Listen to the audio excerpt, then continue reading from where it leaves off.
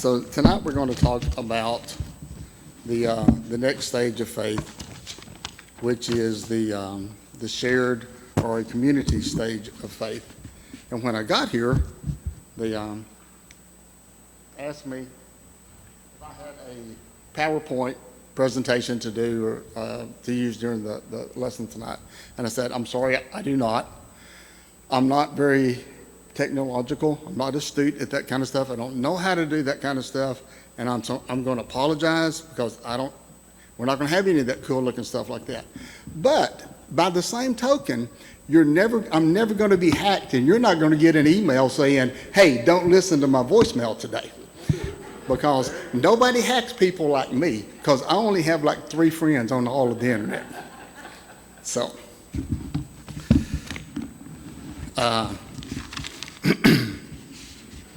so a shared or a community or an affiliated type of faith. When Mike and Lynn and I started visiting about this, Mike had sent a article from a guy named Scott Adair, and I read the article and noticed that he was from Harding University. Our daughter went to school there, so I called my daughter and said, hey, did you ever have him as a professor? And she actually told me to say yes, and actually he was her favorite Bible professor that she ever had. Said she really, really enjoyed his lessons. So, in years before that, she and I had a conversation. She told me about a class that Mr. Adair had done regarding stages of faith, and a series of lessons that he had done on that. So I mentioned that to Mike. Mike corresponded with him. He sent Mike back some information regarding a chapel service that I think he did in 2013. And one of his stages of faith, one of the early stages of faith in his presentation he calls it an affiliated stage, which is basically the same thing. So what I wanted to do is read to you his description of affiliated faith, kind of as a basis for you to think about as we're going through this. I'm not hacked. I just have to get it large enough so that I can see it. I might need Mike's glasses. That's the second time that you have made a comment about me tonight. Okay, I'm telling you. I know. Okay. She called you old. She did. We're in the kitchen in there, and she's talking about Buck having a beard and being black and white and different colored, and she says, look at your beard, it's black and white, it's got all the white in it, makes you look old. Buck turns to me and says, hey, did you hear what she said about you? Wasn't really talking about me, but. Okay, what he says, and these are just his notes, he said, for some here today, because he's doing the chapel service, faith in Christ is about our affiliation, our social context, our upbringing. Most of us, before we really knew what we believed, we were deeply attached to a group of believers. He said, Brian McLaurin is right when he says that in many ways belonging precedes believing. Affiliated faith is a belonging kind of faith that has not yet been tested. A person who has not moved beyond this stage is one who has not personally embraced this faith in a consequential or costly way. And some seem content to keep their faith at this level. They see other Christians who struggle or who ask tough questions or some whose level of commitment seems to be a bit too fanatical, and they steer clear of all of this and settle for this affiliated type of faith. As a result, this person may not really know why they believe what they believe. For the most part, they simply believe what has been handed down to them without question. Then he says, let me be clear. I do not want to diminish this stage at all. Thank God for it. For when my faith is insufficient, when my life is in shambles, I find great comfort and refuge in the corporate faithfulness of Christ's people, the church. Faith in Christ has been, and always will be a communal experience. There is no such thing as a solo Christian. Nevertheless, many that are here this morning were not content to remain at this stage. In fact, many have a costly, consequential consequential faith that is at the very core of their existence, and their highest allegiance, their very identity, the kind of faith they have is owned, the kind of faith for which they would even die for. So that's his short summary of an affiliated faith, a community faith, a shared faith. One of the things Mike mentioned several times last week, which really ties into the type of faith you have and the stage that you happen to be in, is influence. And he talked a lot about influence. And the passage we read from 2 Chronicles last week had a huge amount to do with the influence of the elder upon the younger king. Influence is a huge deal, no matter what stage of faith you might be in now. Influence is huge. Our influence as individuals is huge to somebody else. We might not always realize this, but each of us have influence all the time. We may not want that influence. We may not embrace that influence. We may not desire it. It might be good. It might be bad, but we have it. You can't not have influence. Agreed? Disagreed? Everybody has influence. And so for the people that are in the shared group stage of faith, a big part of their shared faith is the influence from the other members of that group. So what would be a characteristic of someone that is in a group stage or a shared stage of faith? What would be a personal characteristic about something like that? What are some things that you might see about somebody and say, you know what? They might be here right now.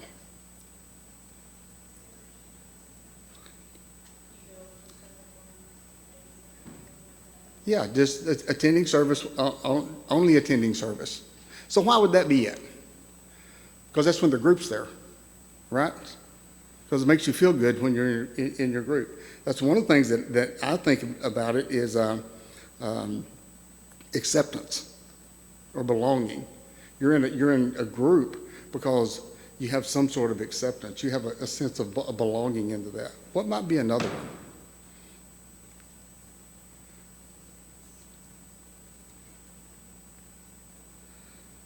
How about peer pressure? Are people in groups like that? They're in that stage of faith because of peer pressure. I think you might find that in a family. If you have a child that is beyond the borrowed stage of faith, or maybe still in somewhat the borrowed stage of faith, but they're moving slightly beyond that, but there's still that family pressure. There's still that group dynamic for them to be in that stage of faith, as opposed to progress, and they just haven't progressed on yet. Typically, people that are in the group stage of faith have some knowledge. So it's based upon some knowledge. It's just not a advanced knowledge yet, or something like that. Absolutely. I would say, we're ultimately going to get to where the kind of faith you really want to have is a faith that is your own faith. You own it. That's what Lynn's going to talk about here in a couple of weeks. But these other stages, the one I talked about last week, is when you have a borrowed faith or you have an affiliated faith. Scott's talking. Those aren't bad stages. Correct. In fact, they're necessary stages. Nobody starts off immediately and has an own faith. Like having an affiliated faith, that's where the church comes in. Mm-hmm. I remember when I was in high school and I was first converted, I was part of a really good church, and my faith wasn't very far along yet at the time, but I wanted to be with those people when they met.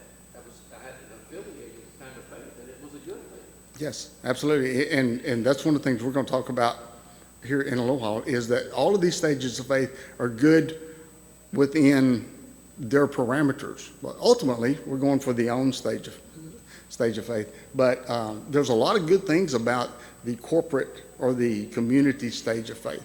It helps us all. We all want to be a part of that. And we're going to look at some verses about that here in a little while.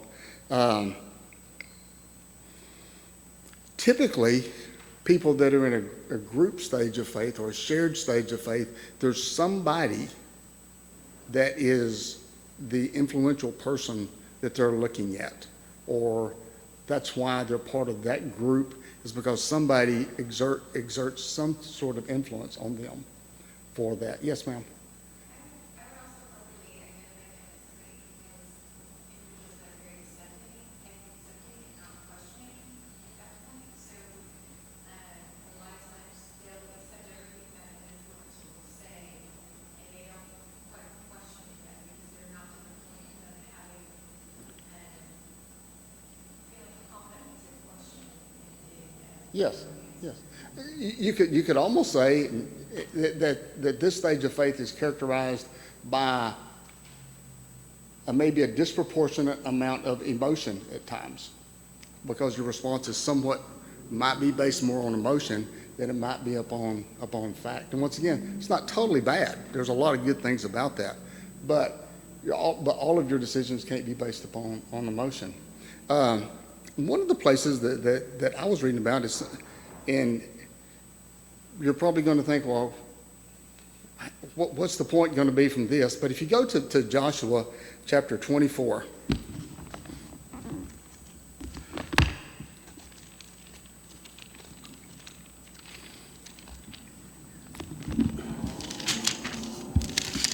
and right off you're going to know that this is the account of Joshua and his tremendous speech, and then the response of the Israelites. But in Joshua 24, starting at verse number 16, is Joshua makes his plea in 14 and 14 and 15, and it ends by saying, "But for me and my house, we will serve the Lord." But then in 16, this is the answer of the Israelites. The answer of the Israelites says, "Far be it from us that we should forsake the Lord and serve other gods.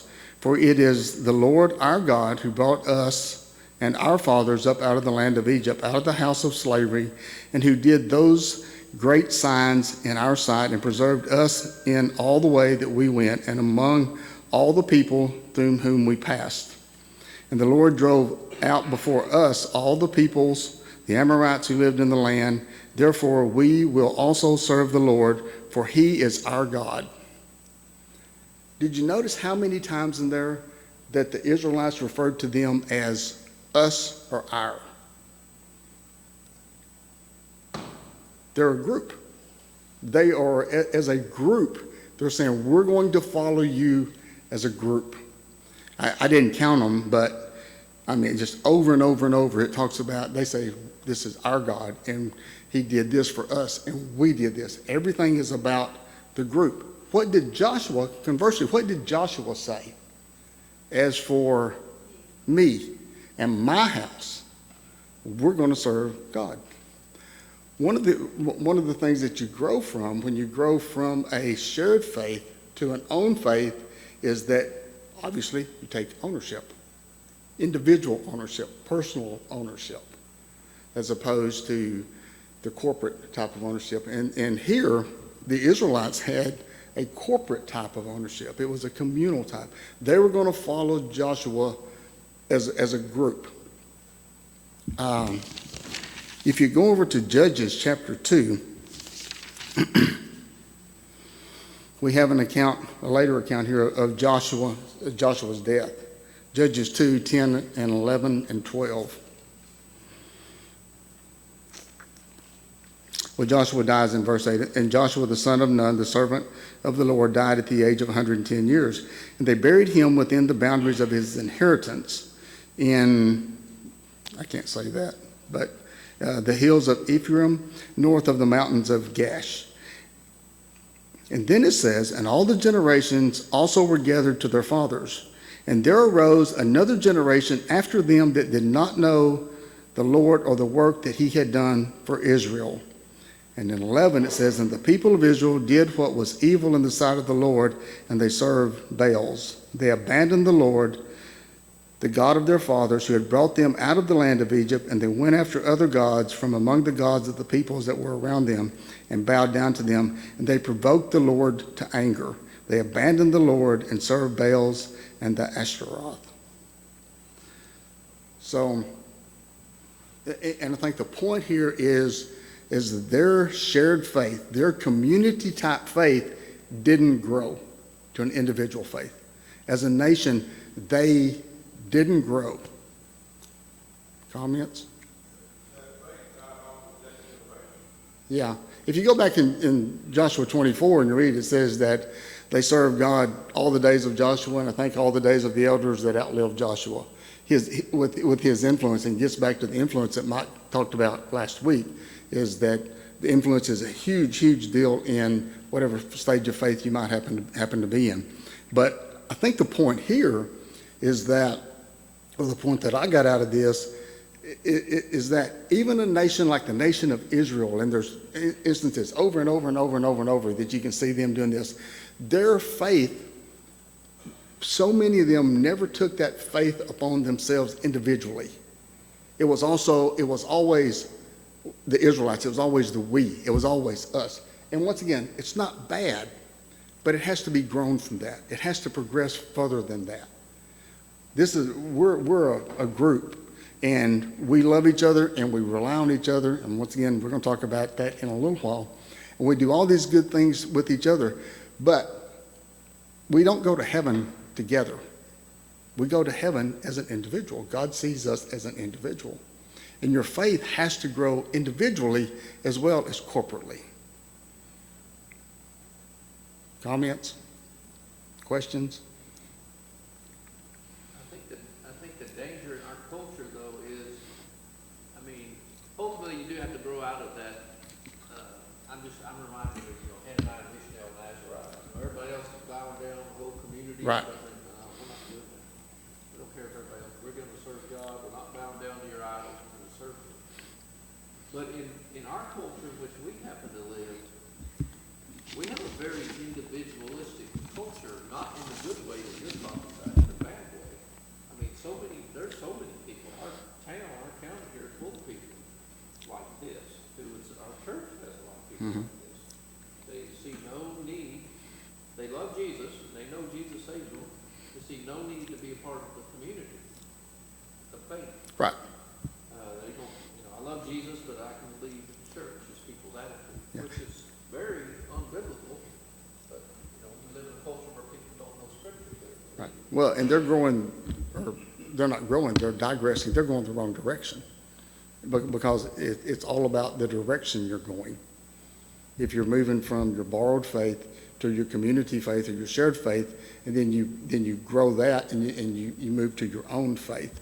They've moved from the borrowed faith to maybe the community faith, maybe not, and then they've gone back to, in Mr. Adair's list, his first list is actually a no faith. And so they've moved into a no faith. So they've digressed, which brings up another really interesting point. Just because you are at one level of faith in your life doesn't mean that you get to stay there forever with no effort. If you've moved to to the ownership level of faith, you have to continually work on that, or you don't get to stay there. You will digress. So let's look at John chapter 18.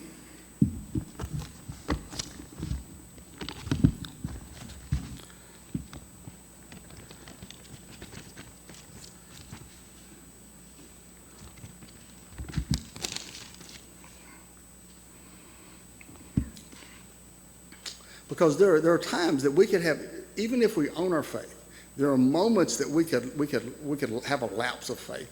We could lose our faith. We could just not be strong enough in the moment. And so if you look at John chapter 18,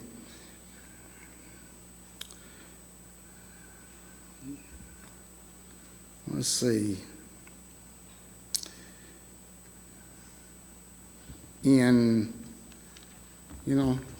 That wasn't the one I was looking for. Yeah, I think maybe it's the account in Luke about when Jesus is in the garden and his betrayal. Let me look at the one in Luke.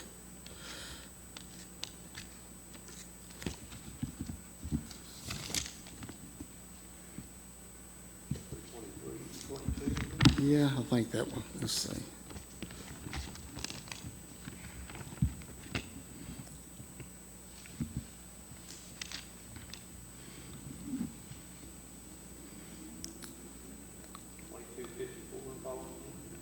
Yeah, where's the one that says, the verse that talks about Peter cutting off the ear of the high priest?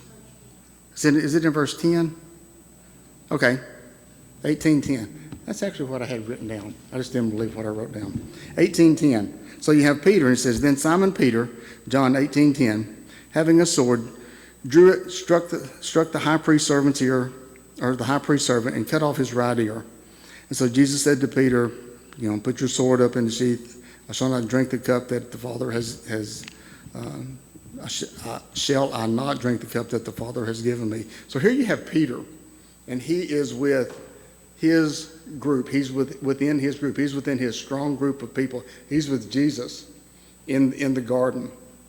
And the group comes to betray him. And Peter is so adamant about Jesus that he cuts off the ear of the high priest. And then a little bit later, you have down in verse number 15, you have Simon Peter followed Jesus. So did another disciple. Since that disciple was known to the high priest, he entered with Jesus into the court of the high priest. But Peter stood outside the door, so that the other disciple who was known to the high priest went out and spoke to the servant girl who kept watch at the door and brought Peter in. So Peter was in his group of the disciples of Jesus in the garden. Now, what group is he in? Physically, what group is he in? In the enemy camp. He's not in his group anymore. He's in the enemy camp. And the servant girl at the door said to Peter, You also are not one of the man's disciples, are you? And he said, I am not. And now the servants and officers had made a charcoal fire because it was cold, and they were standing and warming themselves, and Peter was also with them, standing and warming himself. And then you go down to 25. And Simon Peter was standing and warming himself, and they said unto him, You are not one of his disciples, are you? And he denied it. And he said, I am not. And one of the servants of the high priest, a relative of the man whose ear Peter had cut off, asked, Did I not see you in the garden? And again he denied it, and at once the rooster crowed. And I think this account is in all four Gospels, I think. But when Peter's group changed, what happened to Peter? He changed with them. That happens to us sometimes. So I think there are a lot of points to be made out of this. Don't think that once you get to, was Peter's faith, in my mind, he had an owned faith when he's in the garden. He has enough faith that he's going to fight for his teacher, for Jesus. But then his group changes, and his faith has a lapse, a momentary lapse. Does that happen to us sometimes? I think it does. So even though some of us, some of you, probably all of you, at times, you may say now, I have an owned faith. I own my faith. I will do whatever. We also have to guard. What does Paul say about buffeting his body daily to stay in good shape? It's a constant battle, right? Just because you're someplace doesn't mean you get to stay there. You could also make another example of, make sure you stay in a good group. Here, he didn't really get to choose which group he was in because of the circumstances. I guess that probably happens to us sometimes. But sometimes we choose the group that we're in. And sometimes we choose the wrong group. So choose the group that you're in. Make sure that the group that you're in helps you. And also, the stronger that we are trying to own our faith and saving is their pushing us a little further to try to get us. Probably, yeah. Yeah, he's attacking us more and more and more. And, the good thing is we know the rest of the story about Peter. Who was privileged to preach the sermon on the day of Pentecost? Peter. Who did Jesus say, I'm going to give you the keys to the kingdom? He said that to Peter. When he was resurrected, who did they specifically name to go get? Peter. I remember the lesson you did years and years and years ago about the charcoal fire. Thank you, somebody remembers. Yeah. From what I remember, there's only two places that a charcoal fire is mentioned. Here, where Peter is standing by the charcoal fire, and then when Jesus is on the banks of the seashore, and Peter comes up and he offers him food, and he's at a charcoal fire, right? If I remember the lesson right. And I'm not going to say the reason is, what I perceive out of it, and I think what Mike said, best I recall, is that charcoal fire brought a remembrance into Peter's mind of what he had done. But Jesus was telling him, you're still mine. So how many times does that happen to us? That we probably don't even remember or realize. Things happen, and then other things happen that maybe God puts in our path, and we as remembrances, and we don't even get those things. Just kind of a side note, not really about this lesson, but the point is that your shared faith, your community type faith, just because you have it in the morning, if you don't work on it, you may not have it that afternoon. Because it's kind of the definition of an own faith is you have to take ownership in it all the time. So, questions about that? Comments?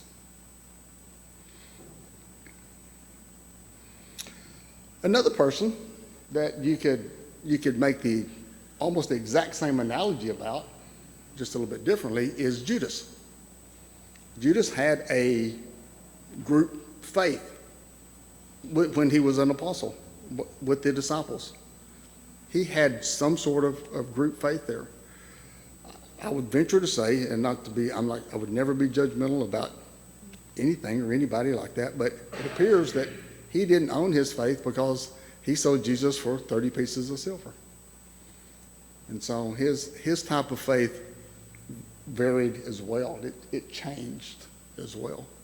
But I think you could probably go in and just find numerous examples of things like that where people attained a level of faith and then slid backwards. So. That just goes to show that it's not necessarily people that influence you, but there are other things that influence you. Right. Yeah. And I've never really sorted it out of my mind. And once again, it's not really my job to do that. I don't know how much 30 pieces of silver was worth in today's money. Do you happen to know? Just off me either. But based on some of the other parables we have about talents and things like that, I'm assuming 30 pieces of silver is not worth just a huge amount of money.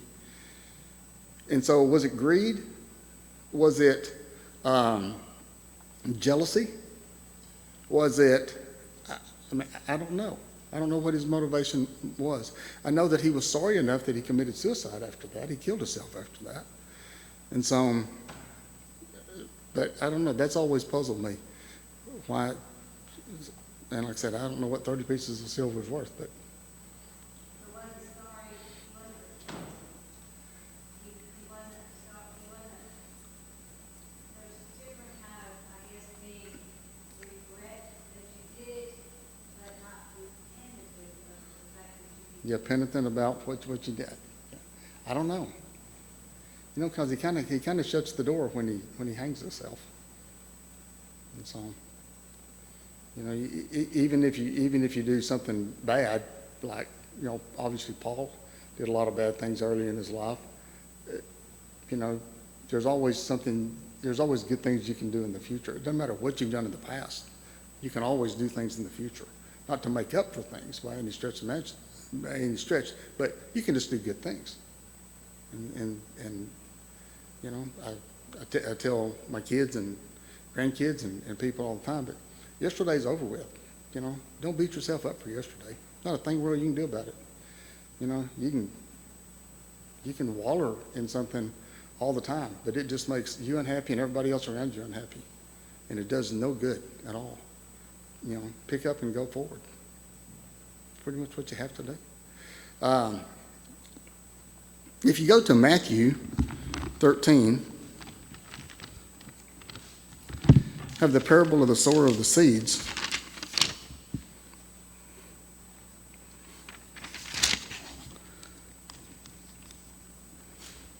Starting in verse number 4. And as he sowed, some seeds fell by the path, and the birds came and devoured them.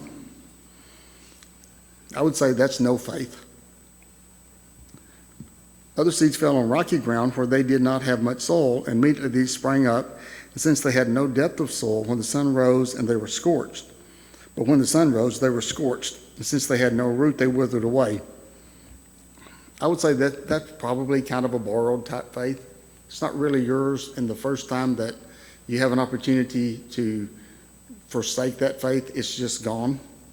Other seeds fell among thorns, and the thorns grew up and choked them out. I think he's talking here about a group faith, but it's probably the contra group. But this is the bad group.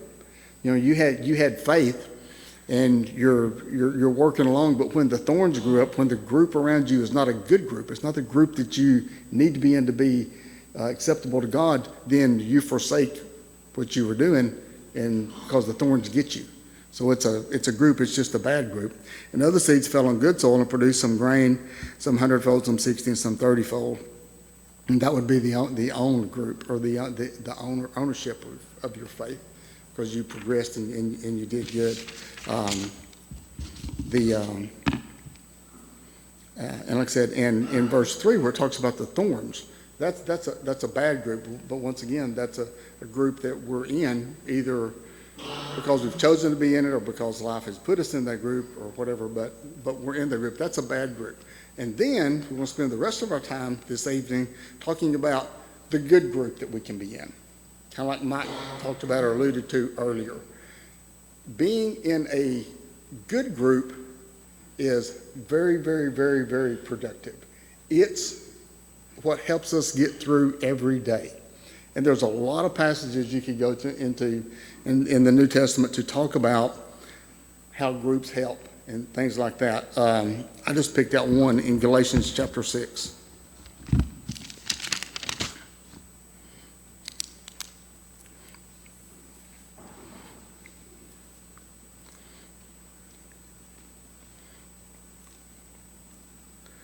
In Galatians chapter 6, verse number 1, it says, "Brothers, if anyone is caught in a transgression, you who are spiritual should restore him in a spirit of gentleness.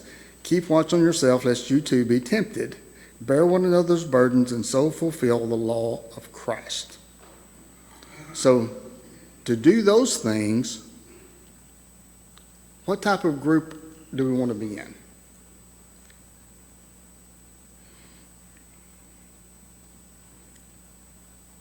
We want to be in a group like this, right? We want to be in our church family.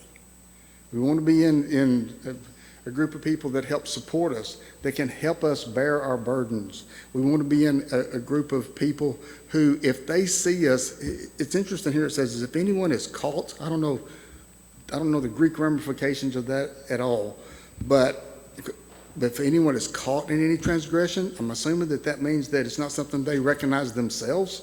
It's something that somebody else recognized about them.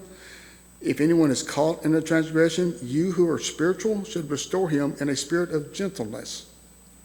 So if you see your brother, if you see somebody else in our group doing something that is counterproductive, that hurts their relationship with God, it's the obligation of these people, you who are spiritual, should help him.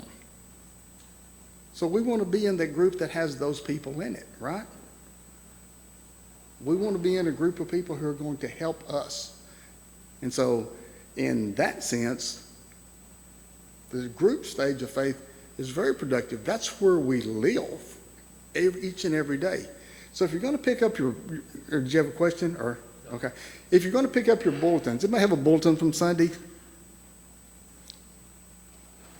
So if you're going to pick up your bulletin from Sunday and you're going to look at the baseball diagram in there, and on second base, I think, is what? Connected? He used to say something else. What did he used to say? No, it's always Is it, I thought it said community. Third one, okay, Now it's continuing. okay. Well, connected. Connected is the same thing as what we're talking about here, the community. So that's something that each of us look at subconsciously, maybe, every week, that we need to be connected to one another. That's the one good, not the one good thing, but there are a lot of good things about being in a group dynamic. But that's one of the major things. We're connected. We can lean on each other. We can rely on each other. So, if you're in a group, how do you grow? What's your goal? If you're in a group, you're in group stage of faith. What's your goal? So in a group, everybody's not equal, right? No. They're not at the same level of intelligence. They're not at the same level of spirituality. They're not at the same level of anything. The reality is none of us are equal. We're all different. So in your group, what's your goal? Exactly. Your goal is to become a person, because what do you have in that group? What did you talk about that? Influence. You have influence in that group. So your goal is to become one of the people in that group who influences the others for spiritual growth. And so and by that, you pretty much have to start owning your own faith. Because you have to be able to protect your faith. You have to be able to explain your faith. People have to be able to rely on you. In our group, this church, who are the people that you would naturally think of would be that group of people? It's the elders. They're the first ones that you would think of that would be the people that are they have the ownership of faith. And they're the ones that you would naturally think of that would help you through things like that in a group like that. Now, there's going to be a lot of other people in the group that have owned their faith as well, which is good. Mike's done a lot of lessons. A lot of times he talks about it's about the direction that you're going. And so if you're going from a borrowed faith to to a shared type of faith, then it's your own faith. So it's the path you're traveling, because we're all at different places on that path.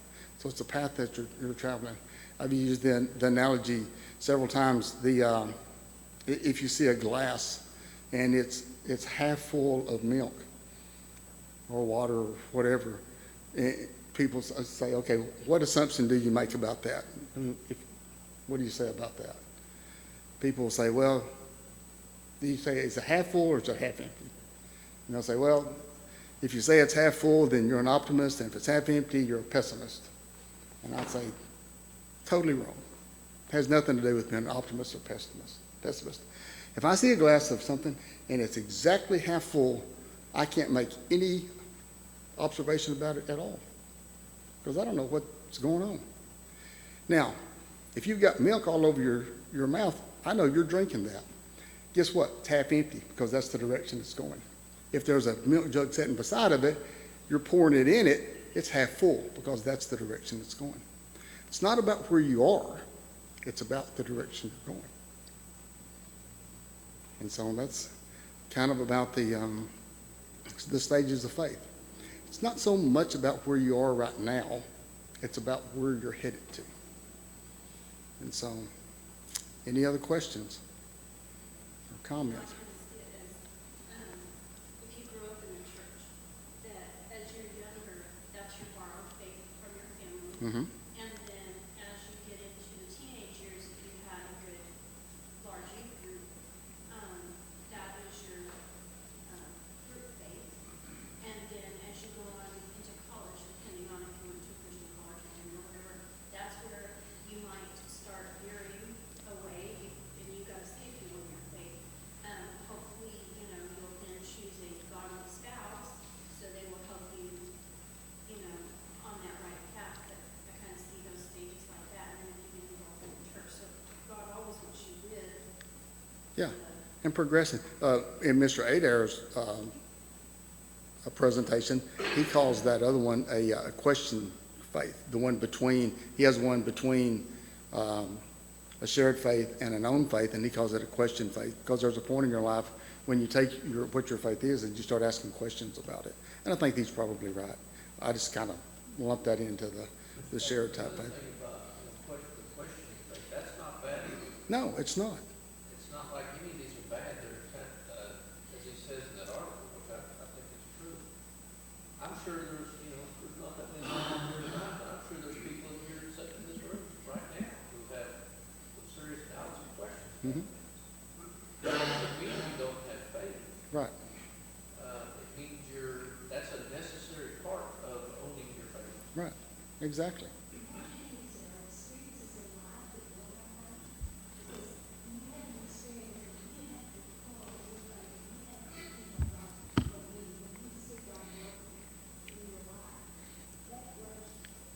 Yeah, absolutely.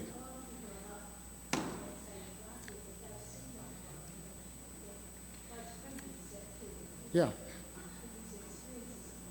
Mhm. And I think it's also, God may have done that, but we didn't even have enough faith or enough knowledge to recognize what he did for us. And so I think a lot of times things happen like that, but we don't know it because we don't pay attention. I compare faith when I was a child. I went to learn math. I had a piece of paper, two, and asked my mother how much is two, she told me four. So I would have told her Yeah. I had faith, and she was my faith. Then, as I started learning math, I realized that's all true. Hmm. Yeah. And you know why?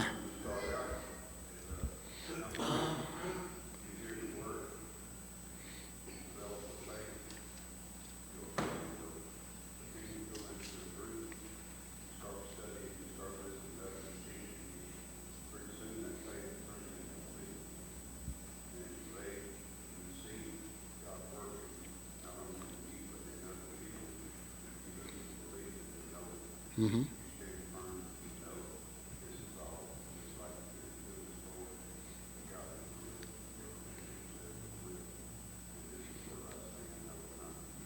Yes. No, I think that's exactly right. That's the progression we go through.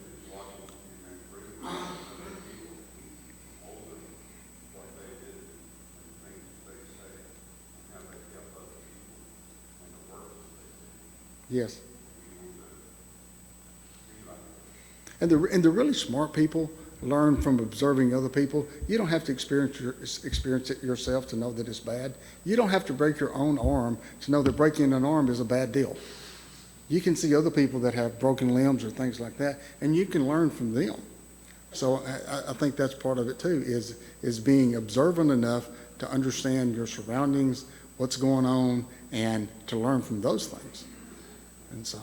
Even though you still have your striving to get your own faith, you still need that shared faith. Right.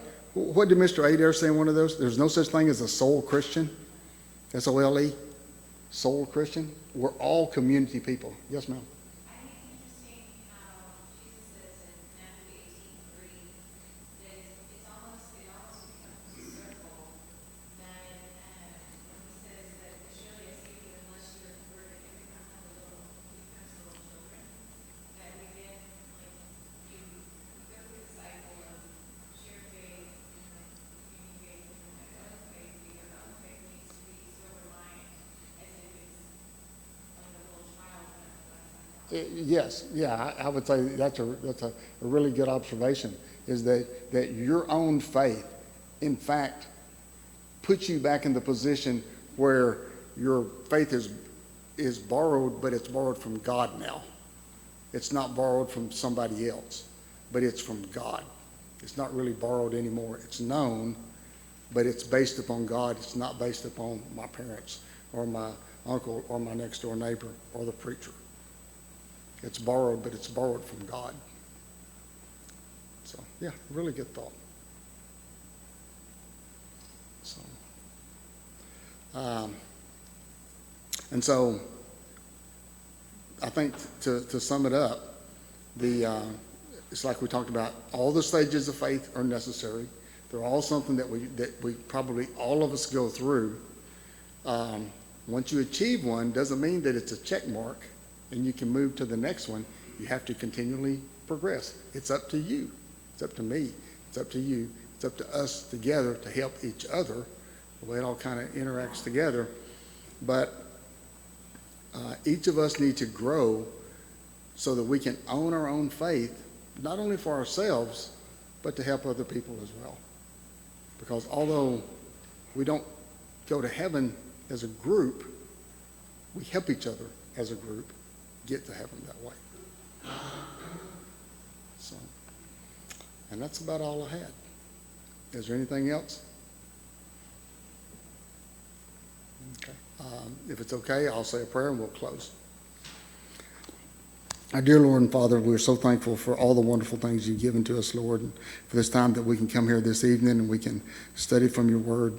We pray, dear Lord, that we'll have learned things from each other, and we'll help each other, and we can make it through each week and each day and get stronger and closer to you each and every day, Father. Father, please be with us as we travel. Please be with all of our family members and help us to always give you the honor and the glory for everything, Father. And we are so thankful for Jesus and your plan of redemption through him. And we offer our prayer to you through his name and his authority. Amen.